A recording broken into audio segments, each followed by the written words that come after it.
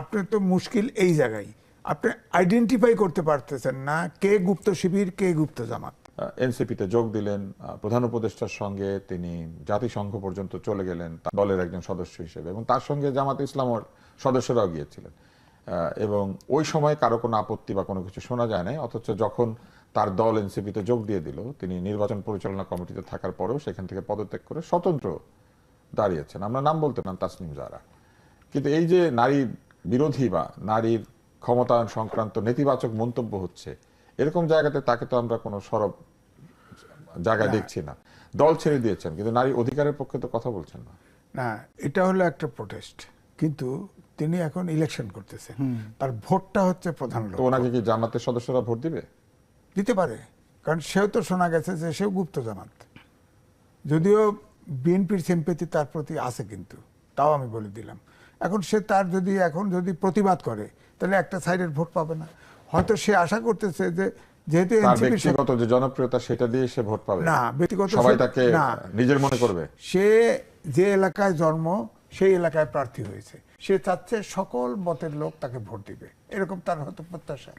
কেউ তো আর তাকে এই পলিটিক্যাল তার যে ফিলোসফিটা কি এটা তো কেউ জানে না। হ্যাঁ, সে তো তার যতটুকু অনুমান, যেটা আলোচনা আছে, জনশ্রুতি আছে, তার স্বামীর কারণে সে এনসিপিতে যোগদান করেছে। হ্যাঁ, স্বামীর কারণে আসছে।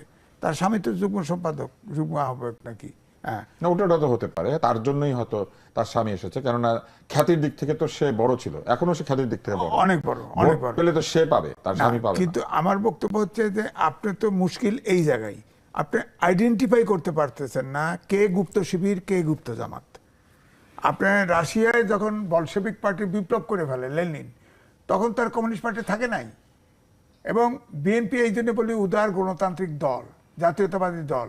এটা আমাদের দেশে বহু মতের আশ্রয়স্থল তো সেখানে। এই দলের ভিতরে গুপ্ত জামাত তো প্রায় 20%।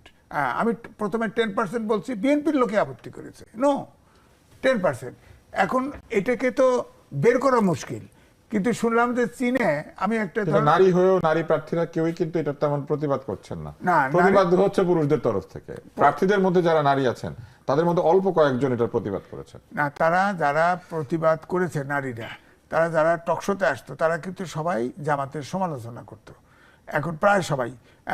এখন তো তারা ভোটে গেছে অথবা এনসিপিতে যায় নাই, এনসিপি পরিত্যাগ করছে। তারা ওই সাহসটা দেখাচ্ছে না, আমাদের এই সমাজে সাহসটা দেখাচ্ছে না। এটাও হচ্ছে একটা পশ্চাৎপদতা নারীদের। আছে না কয়েকজন টকশোতে আসতো না, খুব ভালো বলতো, তো তারা এখন নাই, অফ হয়ে গেছে। এখন আমার বক্তব্য হচ্ছে যে এই যে ধরেন এনসিপি তো একটা, যতই বলেন, একটা ব্র্যান্ড ভ্যালু আছে, কারণ আন্দোলনের নেতৃত্ব দিয়েছে। যদিও কোনো ছাত্র, সব আন্দোলনের ছাত্ররাই নেতৃত্ব দিয়েছে, কিন্তু তারা কোনো সরকারের অংশ নেয় নাই, তারা এইভাবে বিতর্কিত হয় নাই। তারপরেও এনসিপিতে যদি এখন তো তিনজন উপদেষ্টাই বাইরে আসছে, এখন তার সবাই এনসিপি নিয়ে যদি আলাদাভাবে থাকতো, তাহলে কিন্তু এটা প্রেশার গ্রুপ হিসেবে থাকতে পারতো। তাদের এবারই নির্বাচন করার প্রয়োজন ছিল, এমনটি দরকার ছিল না তো। কিন্তু এটা থাকলো না। এখন ধরেন একটা জামাতে চলে গেছে এক গ্রুপ, আর এক গ্রুপ নিজস্ব আলাদা দল করে ফেলছে, আর এক গ্রুপ অফ হয়ে গেছে একটা গ্রুপ, আর গ্রুপ কিছু রাজনৈতিক প্রক্রিয়ার কথা বলছেন। নারী কি তাহলে কোনো আলাদা পরিচয় নাই? নারী নারী হিসাবে কোনো প্রতিবাদ করে না, সে চিন্তা করে আমি রাজনীতি করি কিনা, আমি কোন গ্রুপের সাথে আছি। নারীর যে অবমাননা হচ্ছে এটা নিয়ে নারী আমাদের সমাজটা, নারী আন্দোলনের লোকজন কোথায়? আমাদের সমাজটা এবং পলিটিক্সটা পুরুষ শাসিত বলবো, যার ফলে নারীরা কিন্তু ওই প্রতিবাদ করার মতো, ঘুরে দাঁড়ানোর মতো মানসিকতা অর্জন করে নাই। আমাদের পাহাড়ি অঞ্চলে মাতৃতান্ত্রিক সমাজ ব্যবস্থা, সেখানে তো আমি চিটাগাং থেকে শেরপুর পর্যন্ত হেঁটে আমি রিপোর্ট করেছি। সেখানে তো ধরেন ওখানেও তো কনভার্ট হয়ে গেছে, এখন 96% হলো খ্রিস্টান।